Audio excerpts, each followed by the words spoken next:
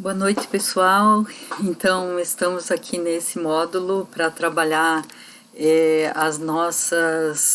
nossos encontros, né, agora online.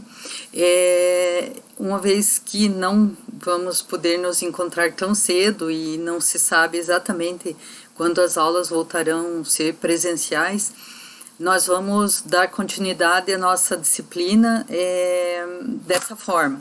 Então, meu primeiro momento gravando para vocês, espero que dê certo essa gravação e depois vocês podem sugerir mudanças ou de repente algumas coisas que não estão dando certo.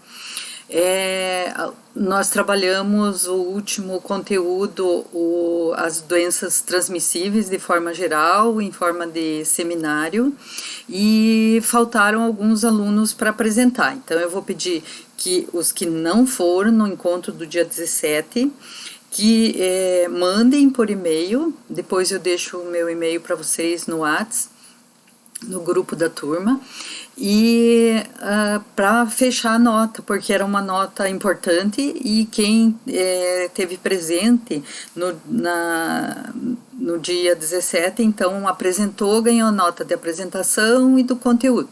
Vocês vão mandar, claro que não vão ter a nota completa, porque vai faltar a apresentação, mas pelo menos vocês não ficam sem nota, né, nessa pontuação do seminário. A nossa quinto conteúdo, não é exatamente a quinta aula, né?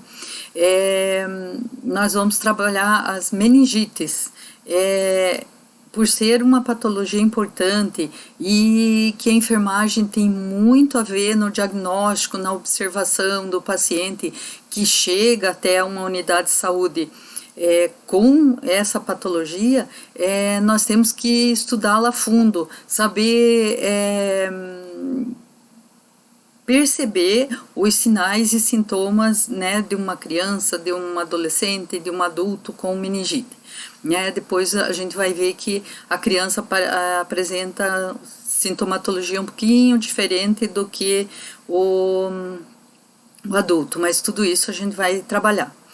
E quando a gente fala em meningite, a gente já fala as meningites, porque existem muitas formas de meningite, muitos agentes infecciosos que causam meningite. Então, nós vamos dar mais importância às meningites que acometem mais, que a incidência é maior. Então, nós vamos estar trabalhando bastante a meningite de forma meningocócica. Eu vou mandar esse material para vocês no portal, para você estar acessando, olhando, acompanha a aula para pegar essas informações que extra, né, dos slides, né, e vai ter também um exercício que já vai estar disponível para vocês já acessarem esse exercício e conseguirem fazer com esse material que eu estou mandando. Na próxima aula, nós vamos terminar o conteúdo das meningites e fazer a correção ou o que faltar, o que vocês não entenderam desse exercício, então, das meningites, né? Eu espero que vocês consigam, né, depois dessa aula, entender um pouquinho dos sinais e sintomas da meningite, da transmissão, de como se faz diagnóstico, o que a enfermagem tem com a vigilância das meningites, aonde que entra o nosso papel de controle, então, e assistência do paciente com meningite, tá bom? Então, como eu já falei, existem diversos tipos de meningite. A meningocócica é a forma mais perigosa, que pode causar uma infecção aguda e rapidamente ela pode levar a óbito se ela não for diagnosticada e começar a tratar. Então, existem meningites virais, existem meningites bacterianas, existem meningites que são causadas por infecções secundárias. Então, uma pessoa tem uma infecção no ouvido, nos seios paranasais, uma sinusite, e isso pode se transformar em uma infecção secundária, porque pela corrente sanguínea essa bactéria pode ir até as meninges, né? Então, mas são mais raras as infecções por meningite, né? Secundárias, infecções secundárias que causam meningite, elas são bem mais raras. Então, nós vamos ver um pouquinho aonde causa. Opa, meu slide aqui, ele travou, vamos ver.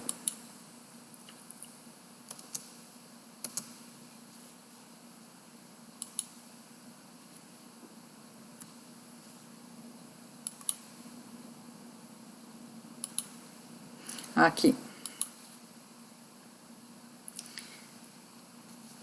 Deixa eu voltar. Tá certo. Olha, eu tô me batendo um pouco aqui, mas a gente chega lá. A primeira experiência, então, pode dar alguma coisinha aqui, uma travadinha, mas nós vamos nos entendendo aqui. Então, aqui eu coloquei para vocês a situação epidemiológica de Santa Catarina no ano de 2018.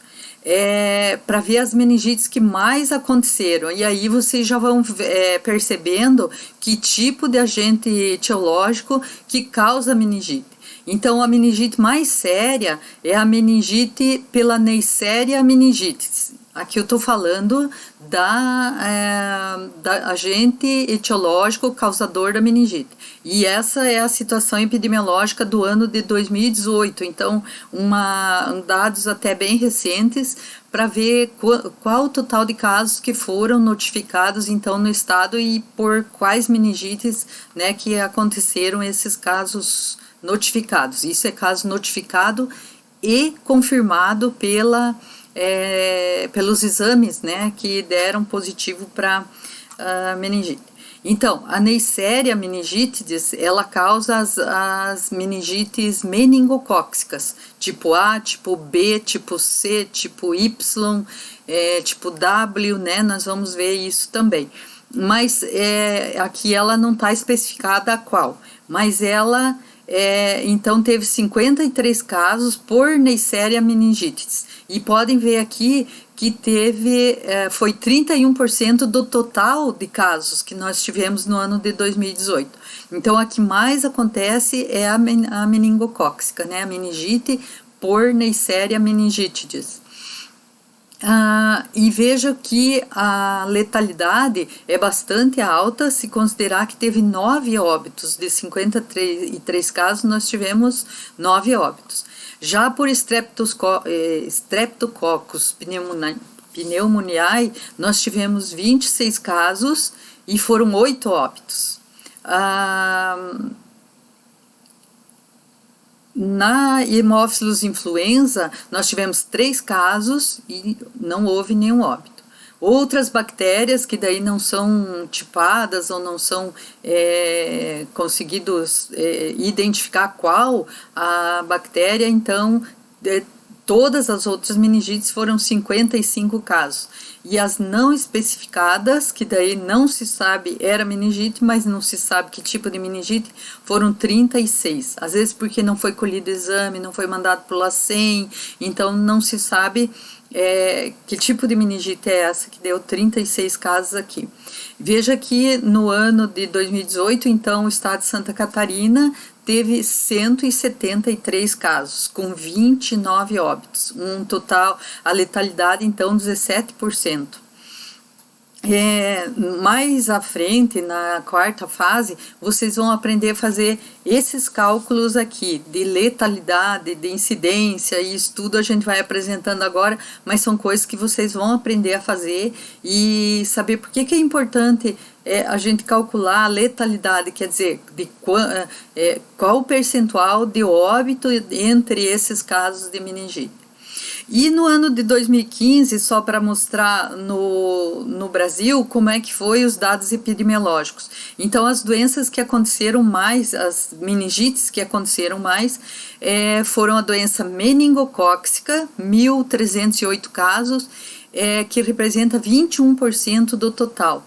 Aí apareceu, o que não apareceu no estado de Santa Catarina, no Brasil apareceu meningite por tuberculose. Então, o agente da tuberculose foi se alojar lá na meninge do sujeito e fazer meningite por tuberculose. É uma das meningites mais difíceis de se tratar, porque ela é um tratamento muito longo, de 9 meses a 1 ano, para poder curar o paciente. E olha que no Brasil inteiro tiveram 341 casos. Foi 16% do total de casos. A meningite por hemófilos, ela teve 118 casos, e é a terceira que aparece. Não, ela não está por... Não é por total de casos. A meningite pneumocócica, então, 917 casos.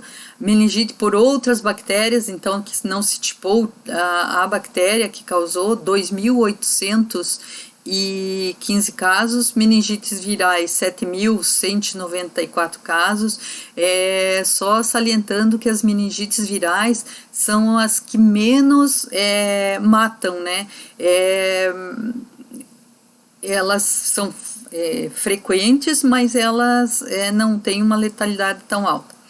A meningite por outras causas, 798, e meningite inespecífica, quer dizer, não se conseguiu chegar a um diagnóstico, saber qual bactéria, qual agente etiológico, então 2.473 casos.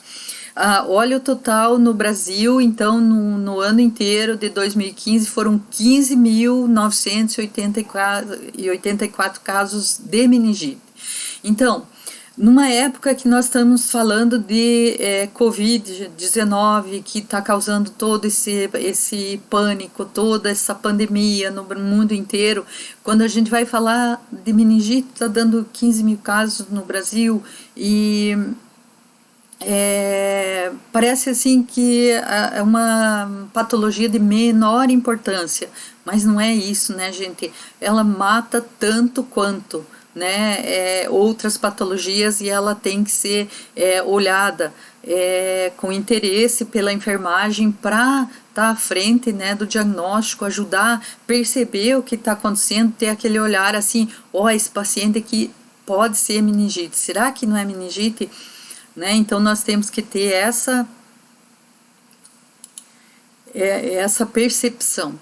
Aqui eu coloquei para vocês como que o Ministério da Saúde classifica as meningites, colocando a abreviação aqui, a abreviatura da meningite, e as quais que são as que aparecem mais, então, por ordem, e por qual que são as meningococcemias. Então, a meningite que faz meningococcemia, que tem presença de petequias. Voltando.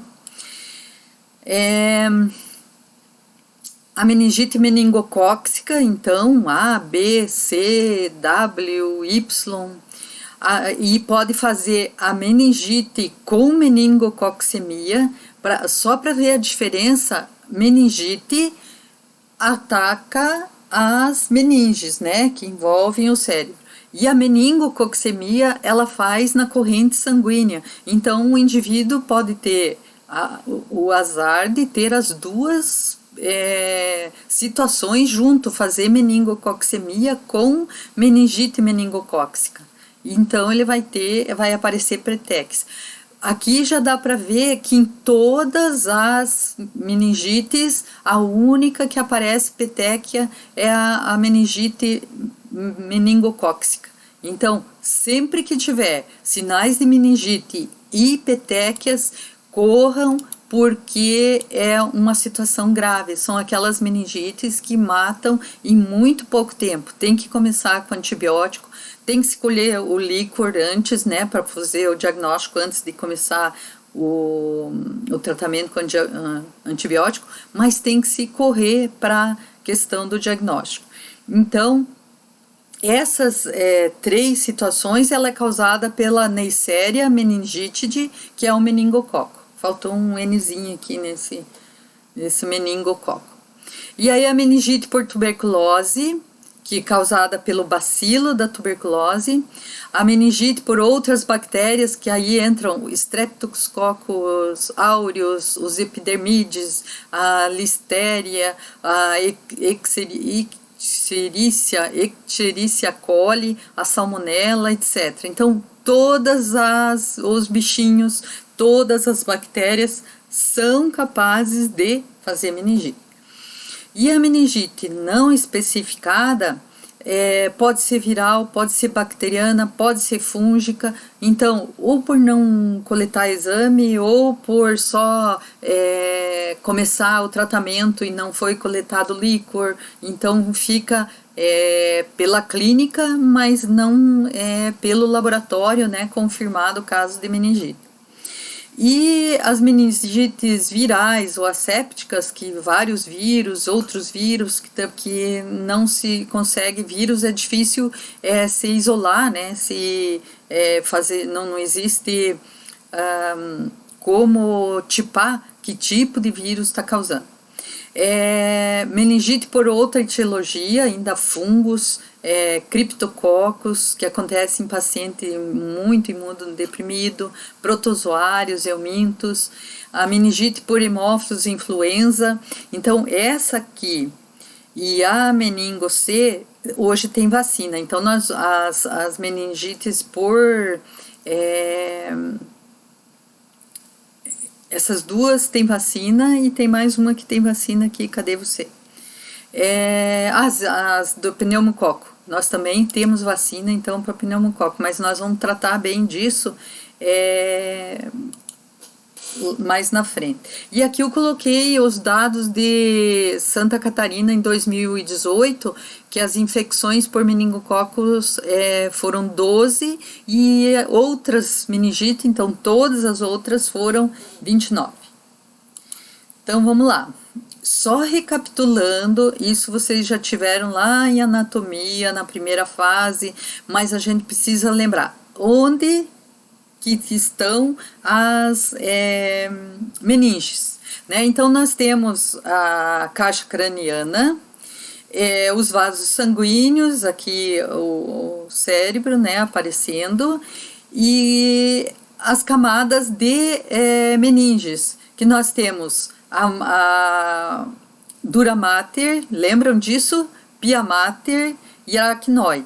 Então, vamos recapitular, né, as três meninges e aonde acontece a meningite ou entre as meninges ou antes da meninge, né, ou entre elas, que vai acontecer essa infecção e vai causar pus, né, que é a infecção e os linfócitos e neutrófilos, eles vão fazer todo o processo inflamatório e vai inchar, vai fazer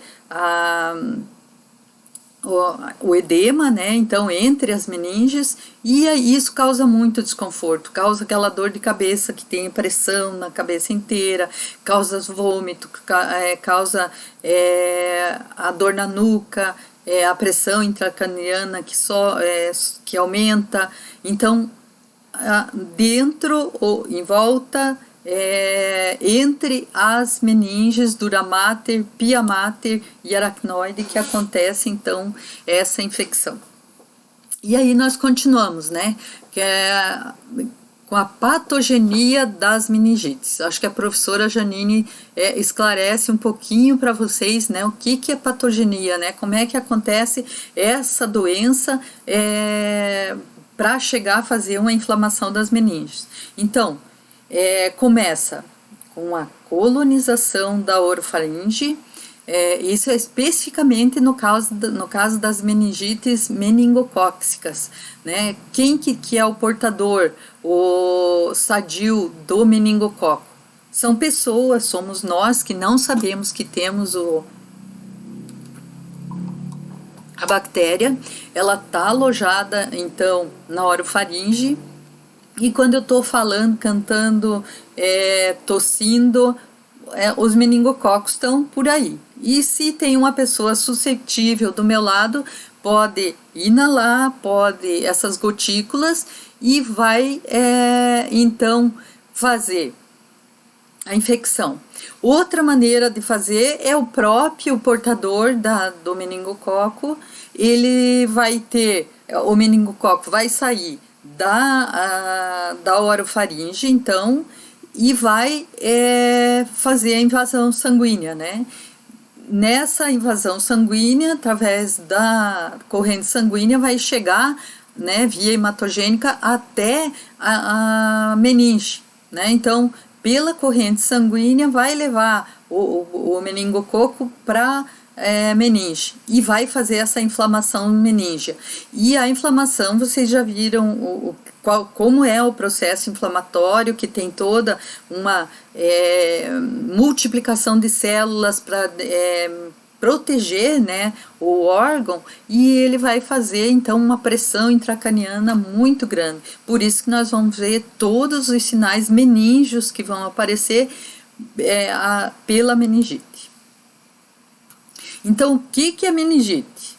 Aqui está o nosso cérebro envolto pela meninge, então ela é uma membrana que envolve e protege a meninge, né? Ela faz toda um invólucro do cérebro. Ele é um processo inflamatório das meninges, membranas que envolve o cérebro e medula espinhal, porque vocês sabem que do cérebro sai a medula espinhal, que faz toda aquela circulação do líquido cefalorraquidiano. Então, esse líquido, essa camada inflamada vai contaminar, vai inflamar também a coluna espinhal. E daí por que os sintomas, né? A dor de cabeça, que é uma cefaleia que o paciente descobre como uma pressão, né, de toda a cabeça, porque está fazendo uma pressão, está aumentando, está tendo edema, né, em volta nas meninges. E isso causa vômitos. O vômito da meningite ele é diferente, ele é incoercível, quer dizer, é jato, vem aquele vômito e o paciente não tem mais o que vomitar e ele continua ainda perdendo líquido que ele não tem mais por esse estímulo, né, dessa pressão intracraniana. Rigidez no pescoço, então esses sinais meníngeos, né, a meninge tem essa ligação com a medula espinhal e ela vai fazer essa dor na nuca, né? Então o indivíduo sente uma pressão e uma dor intensa na nuca. Ele não consegue fazer esse movimento. É uma dos sinais que pode ser medido, que pode ser avaliado, observado, que você não consegue fazer esse movimento que o paciente não aguenta de dor. Febre e manchas vermelhas pode ser observado em alguns casos. Então, se eu estou falando de meningite meningocócica, eu posso observar febre e manchas vermelhas pelo corpo. O que é isso? Petequias. E petequias são pequenas hemorragias no corpo inteiro. Mas nós vamos mostrar uma fotinho de uma criança que está com petequia para vocês observar. Mas como é que eu podia descrever para vocês? São pequenas picadinhas de pernilongo. Faz aquele vermelhinho, parece aquela alergia da picada de inseto. Né? Então a petequia é essa hemorragia, né, na pele do paciente. Então, a definição de meningite é infecção, inflamação das meninges. A bacteremia, ela pode ser silenciosa, originada por esse germe que está na orofaringe, né, o mais comumente, ou ainda uma infecção secundária, que nós já falamos, que através o sujeito tem uma sinusite, uma otite, um trauma, ou fez uma cirurgia, e a bactéria ir pela corrente sanguínea e chegar até a meninge. Mas infecções por um foco próximo, esses são mais raros. Nós vamos trabalhar mesmo com as meningites infecciosas. E a transmissão, então, da meningite, ela, já falei para vocês que ela acontece por gotículas, né? Então, saliva, espirro, tosse, pela garganta dos assintomáticos, né? Geralmente é dessa forma que o outro paciente adquire. Aquele paciente que é portador, ele pode nem saber que é portador, e ele sarar naturalmente, porque o meningococo não vive para sempre na garganta do indivíduo, mas ele por um certo tempo, e esse certo tempo pode contaminar alguém que é susceptível à sua volta. E nós não falamos ainda do período de incubação, para vocês perceberem que o período médio de incubação da meningite ele é razoavelmente curto, é de 4 dias. Então, teve contato com aquele que tem o portador na garganta e 4 dias depois pode estar já desenvolvendo os sintomas. Mas ele pode variar, esse é um período médio, né, de 4 dias, mas pode variar entre 2 a 10 dias, depende do paciente. E na meningite viral, como é que acontece a transmissão? Se for por enterovírus, que é do intestino, intestinal, né? Pode acontecer por fezes infectadas pelo enterovírus. Então, as meningites, né, vocês vão ver que tem inúmeros bichinhos e bactérias e vírus e protozoários que podem causar. Qualquer agente infeccioso que chegue até a meninge vai causar meningite. Então, não é preciso estar com meningite para transmitir a doença, aquilo que nós falamos lá dos portadores assintomáticos. A pessoa pode ter o vírus e não desenvolver meningite, mas pode transmitir a doença. Ou a pessoa pode, ela mesma, pela corrente sanguínea, deslocar o meningococo da sua orofaringe até a meninge fazer a infecção.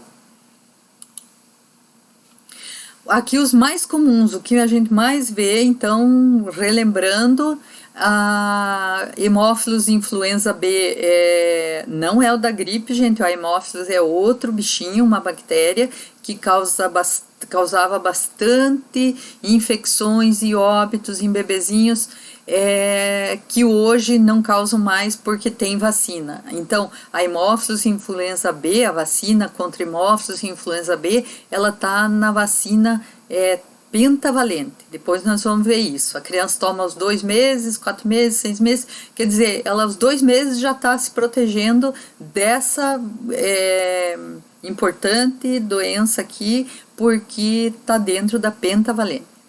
E a Neisseria meningitidis meningocóccicas, ela é responsável também por 20% das doenças meningocóccicas, das doenças por meningite, e ela também tem vacina, mas não são todas as meningites por meningocóccicas que tem vacina.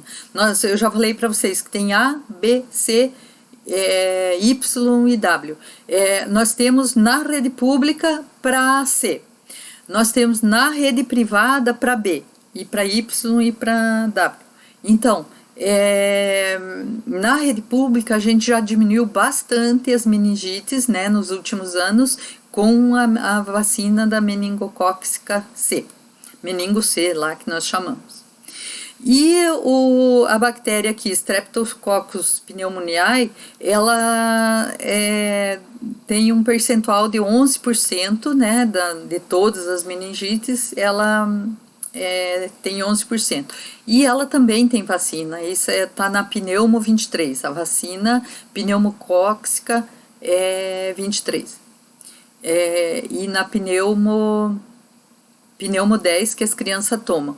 Então, o adulto que puder tomar essa vacina da Pneumo 23, ótimo, vai estar se protegendo das pneumonias, das possíveis meningites, e a criança toma aos 2, aos 4 meses, a vacina e mais um reforço lá com 1 ano de idade. Então, nós temos vacina para esses três tipos mais comuns e que são as mais graves. Nós temos vacina no SUS para proteger as nossas crianças. E aí aquela panaceia de bicharada que causam as meningites. Então aqui só colocando separado para vocês as meningites virais. Então enterovírus, pólio, tudo Coxsackie podem causar meningite. Eles podem causar tanto uma diarreia, voltando aqui, tanto uma gastroenterite como dessa gastroenterite uma infecção secundária causando a meningite. Os vírus da herpes podem causar também meningite. Aí fazem meningites graves. Os pacientes imunodeprimidos, os pacientes portadores de HIV que têm herpes, eles podem desenvolver esse tipo de infecção secundária, que é a meningite por herpes, e causa um quadro bastante grave de convulsão, leva a coma. E o vírus da cachumba e do sarampo também pode complicar e levar à infecção por meningite, fazer uma meningite. Então, um sarampo que complica, o vírus do sarampo pode causar meningite. Vírus da cachumba, idem. E aí, as bactérias, as mais importantes, a Neisseria meningitidis, nós já falamos para vocês, a A, B, C, W e Y, né? Então são todos esses sorotipos de meningococo que podem causar as meningites. E outra bactéria importante é o Streptococcus pneumoniae, que tem 90 subtipos que podem causar meningite. E a Haemophilus influenza B, que nós falamos também, então são as bactérias importantes que causam meningite. E aí os outros agentes patológicos, que aí entram as fúngicas, né, por fungos, os protozoários, os eumintos. Então a cândida, né, pode causar no recém-nascido meningite. O Cryptococcus, que é uma bactéria que causa doença em carneiros e que, né, uma doença de animal e que pode levar a infecção em pacientes imunossuprimidos. A meningite tuberculose, então o paciente se infecta com a bactéria da tuberculose e ele vai causar e vai se alojar, né, num lugar extrapulmonar, que a bactéria da tuberculose gosta do pulmão, mas nesse caso vai parar lá entre as meninges e faz um tipo de meningite difícil de curar, né, de longo tratamento. E aqui eu deixo para vocês, se vocês tiverem a curiosidade de ver, todos os vírus, todas as bactérias e outros fungos ainda que podem causar meningite. Né? Essas aqui que eu coloquei para vocês são as mais comuns e as que são tipadas no LACEN, quando a gente manda o exame, eles têm condições de tipar e saber que tipo de meningite é essa. Né? E essas aqui já são mais difíceis. E aqui vamos falar um pouquinho da clínica. Então, quais os sinais e sintomas que a gente pode observar no paciente que aparece com suspeita de meningite, ou que a gente deve suspeitar no paciente, né, que ele de repente, um paciente suspeito de meningite. Ele pode chegar com história de infecções nas vias aéreas, ele pode chegar com diarreia, ele pode ter uma otite, uma pneumonia, e isso vai desencadear, então, através da corrente sanguínea, levar essa bactéria até as meninges e fazer, então, a doença que nós estamos tratando aí, a meningite. O que o paciente aparece? Ele está fazendo uma infecção. Ele vai apresentar febre, essa febre pode ser alta, ele vai estar prostrado, ele tem muita canseira, ele está largado mesmo, paciente, hipoatividade, letargia, alteração do nível de consciência. Então, se a gente vê um paciente que está com febre, está assim, obnubilado, ele vai e ele volta, ele está perdendo a consciência, tem que correr, tem que suspeitar, tem que pensar em meningite. A cefaleia dele é intensa, e essa cefaleia ele se queixa que é da cabeça inteira, aquela cefaleia que faz pressão. Então, náusea, vômito em jato, e todos esses sintomas que a gente está falando aqui, se eles estiverem associados a sinais de irritação meningea, o que é o sinal de irritação meningea? É quando o paciente tem dor de cabeça e rigidez cervical. E além disso aparecem outros sinais, né, no corpo. Já vamos falar disso para vocês. Então, só deixa eu voltar lá para frisar bem essa questão do que é sinais meníngeos, né? Sinais de irritação meningea. Ele tem dor de cabeça e tem rigidez cervical, dor na nuca. Então, as petequias que eu falei para vocês, que é aquelas manchas na pele, o paciente aqui já está fazendo algumas manchas que se chamam de sufusão. É as petecas menores que vão se espalhando, se juntando e abrindo, né? E fazendo manchas maiores. Olha que aqui já está fazendo uma lesão. Então, as petequias, por um distúrbio da coagulação sanguínea, que essa infecção vai fazer no corpo, ela pode fazer, então, uma hemorragia na pele, pequenas hemorragias na pele. E olha o que pode acontecer se o paciente não conseguir tratar a tempo, ou esse distúrbio de coagulação for aumentando. As manchas vão aumentando também, né? E isso depois pode necrosar e o paciente ficar até com cicatriz, porque essa pele ela vai morrer, né? Ela não está tendo circulação sanguínea aqui nessa pele aqui. E isso depois vai necrosar, e se ela for mais profunda, ela pode até ficar cicatriz. E aqui para explicar melhor um pouquinho para vocês o que são sinais de irritação meningea. Então, a rigidez na nuca é um sinal de irritação meningea, a dor na cabeça, né, a cefaleia também. E os sinais que são os testes que a gente pode fazer com o paciente é sinal de Kernig e de Brudzinski, que são os pesquisadores, o sobrenome dos caras que descobriram que a pessoa, o indivíduo com meningite, ele tem esse tipo de resposta, né, esse tipo de sinal. Então, o Kernig, quando o médico, quando o enfermeiro vai testar o paciente e ergue a perna, ele não consegue esticar a perna, ela quer dobrar, né? Ela quer voltar para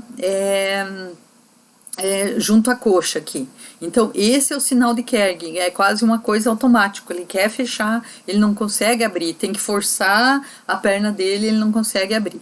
E o sinal de Brudzinski é que o paciente está deitado, quando eu vou levantar a nuca desse paciente, ele dobra as perninhas, né? Então, um reflexo que é da inervação do paciente que está comprometida, porque já tem infecção na coluna espinhal desse paciente. Então, a coluna, eu ergo a cabeça do paciente e dobra as pernas, né? Esse é o sinal de Brudzinski, né? E só o paciente com irritação meningea é que vai se comportar dessa forma. Se vocês forem tentar fazer esse sinal, não vai acontecer. E continuando na nossa observação desse paciente, na nossa identificação de sinais e sintomas. Então, pensando em meningite, eu tenho que pensar primeiro, tem febre porque tem infecção, tem cefaleia porque está aumentando, né, essa infecção entre as meninges. Tem vômito porque é um reflexo dessa irritação meníngea que faz esse vômito, né, estimula o vômito. E a rigidez na nuca, né, em função também desses sinais meningos. Então, tem os sinais e sintomas mais característicos da meningite febre, cefaleia, vômito e rigidez na nuca. E aí a criança ele pode se apresentar um pouquinho diferente. Por quê? A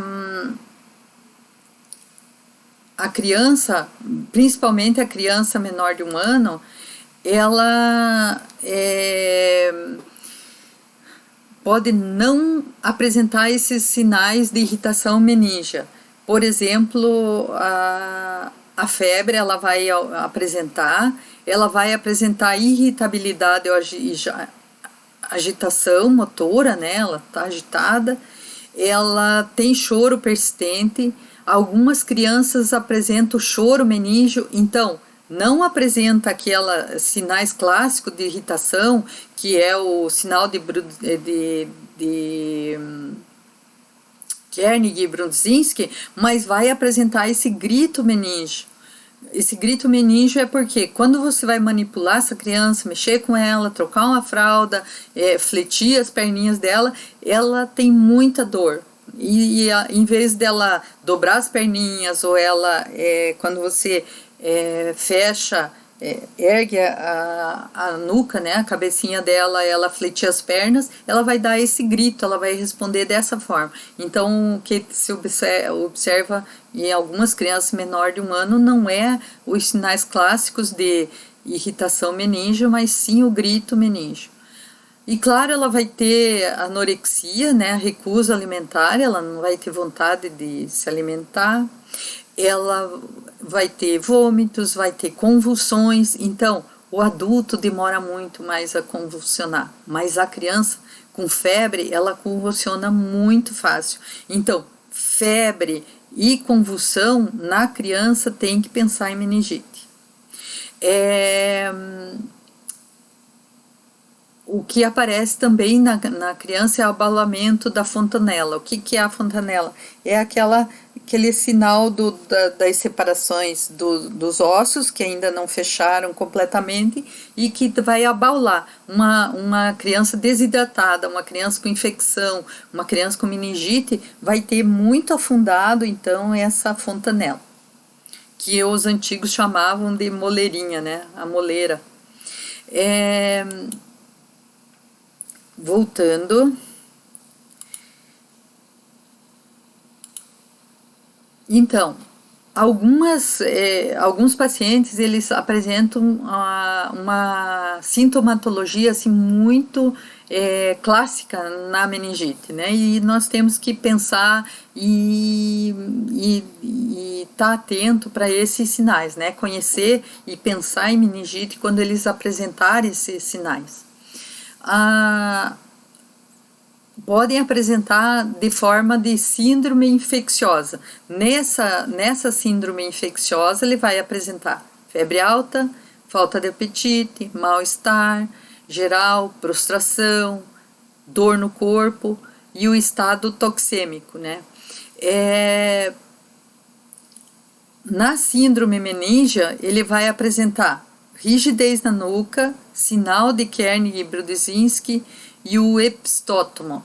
O epistótomo é quando o paciente faz um arco do corpo, porque ele tem espasmos, né? Espasmos musculares que faz ele se contrair tanto que ele faz um arco, né? Fazendo a cabeça ir lá embaixo. Então, na cama, ele ficaria com a cabeça e com os calcanhares. Ele faz aquele arco de tanto que ele fica Então, rígido pelos sinais meníngeos. É claro que se o paciente, então, não conseguiu tratar ou chegou muito tarde para o tratamento, para ele chegar a apresentar essa rigidez, né, dessa forma para o corpo inteiro.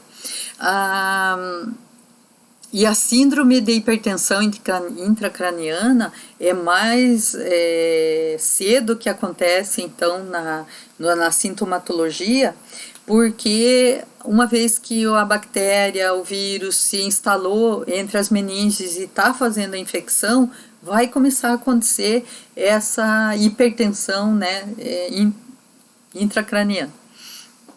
E o nome dessa dor de cabeça que acontece na meningite, ela é chamada de cefaleia holocraniana. Holocraniana quer dizer holística, inteira. A cabeça inteira dói fazendo essa pressão, porque as meninges estão envolvendo todo o cérebro, né, ali. Os vômitos são incoercíveis, nós já falamos disso. Quer dizer, vômitos em jatos, e o paciente tem um vômito diferente. Alterações da consciência, pode desde torpor até coma, então a enfermagem tem um papel muito grande de perceber isso aqui, né, na avaliação, na assistência do paciente, né, como é que ele vai evoluindo, o que ele está apresentando, e somos nós que podemos perceber essas coisas. E ele pode também apresentar edema de papila, em 80% dos casos, desses que chegam a fazer sinais de hipertensão intracraniana. O que é o edema de papila? Então, tem edema na parte óptica, e que o paciente vai apresentar escotomas, quando fica vendo nuvenzinha, borboletinhas no olho, né, porque o olho vai perdendo a visão.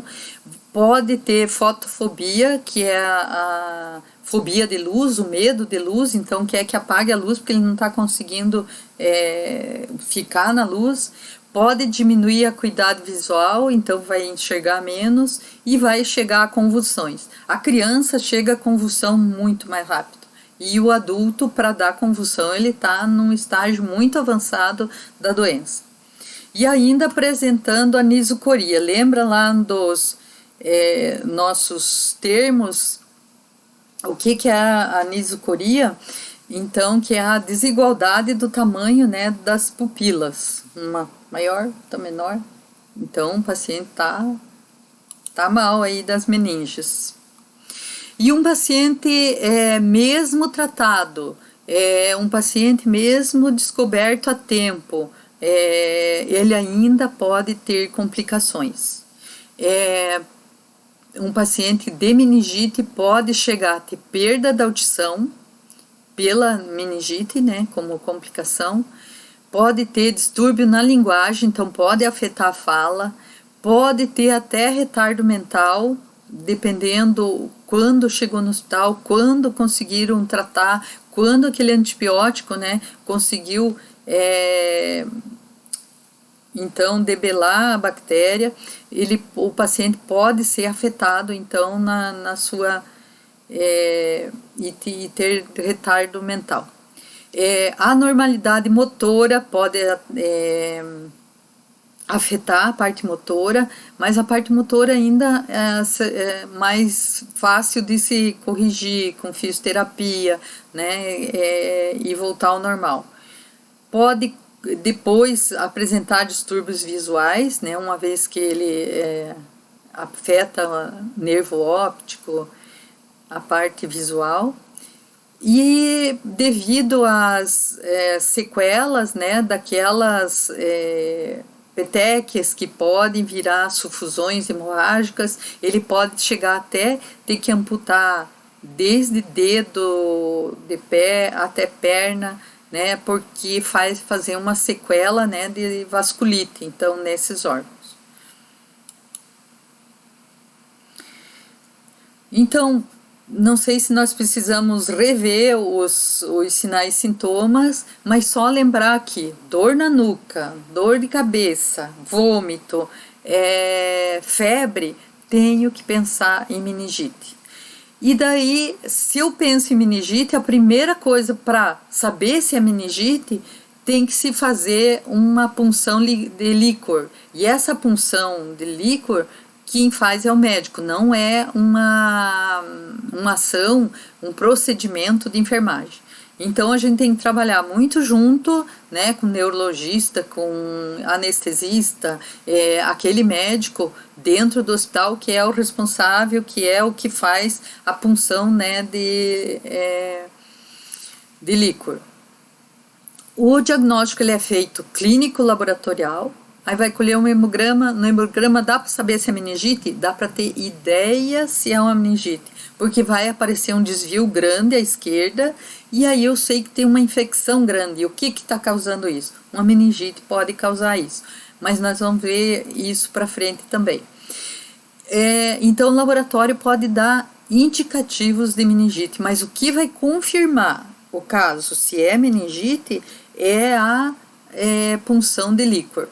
Aonde é que vai se puncionar? O paciente tem que ficar em decúbito lateral, ainda com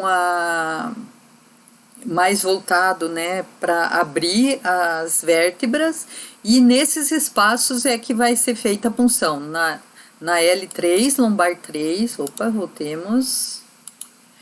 Na L3, L4, entre L3 e L4 ou entre L4 e L5. Então, são esses dois espaços que se chega mais fácil para coletar o líquor. Então, tem todo o material preparadinho, esterilizado, que quando se fala em punção de líquor, vai pegar o material, traz, prepara o paciente, põe em posição e ajuda a segurar o paciente, que ele, além de ele estar em decúbito lateral, ele tem que ficar, né, mais encolhidinho, mais para abrir as vértebras e fazer a punção. Então, olha essa agulha aqui, ela é longa, é uma agulha diferente, que chega até o canal aqui para buscar o líquido cefalorraquidiano. Então, vai fazer o exame, né, de líquido cefalorraquidiano, esse LCR é líquido cefalorraquidiano. E quando o paciente tem outra coisa, outra infecção, não tem meningite, o líquor vai ser límpido. A gente diz que é que nem a água de rocha, que é aquela água limpa, água límpida, né? E quando o paciente pode estar apresentando uma meningite, então ele vai ter alteração de cor. Para a bacteriana, no início, ele pode estar só turvo, vai ter um comecinho de bactéria, e se tiver mais avançado, ele pode ter outra cor ainda, que eles chamam de xantocrômico, né, que é as colorações que vai assumindo, então, líquido cefalorraquidiano.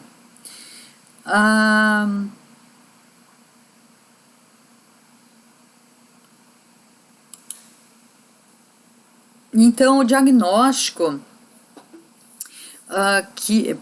para meningite, ele vai ser confirmado, então, por esse líquido. A cor do líquor já vai dizer que tem uma suspeita de meningite ou não, então só de analisar o vidrinho ali com o líquor, a gente já vai poder pensar se é meningite ou não. Os micro-organismos na coloração GRAM e cultura, então vai se fazer cultura para daí que vai crescer o tipo de bactéria que é, e ainda se faz análise das células que se acham nesse líquor, que a neutrofilia tem desvio à esquerda, um nível de proteína vai estar elevado, se for meningite, a concentração de glicose está reduzida, então no líquor vai ter uma glicose baixa se for meningite. Então tudo isso são parâmetros que vão dizendo se é meningite ou não. E aí, no hemograma vai se perceber um desvio à esquerda, então sempre que tem à esquerda mais células jovens e mortas e neutrófilos e leucócitos, eles vão indicar um processo infeccioso agudo, né, em curso.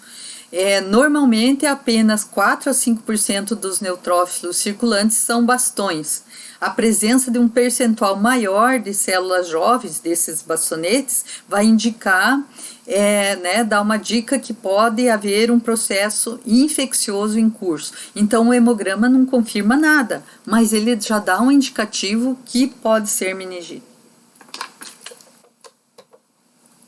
Então vamos lá.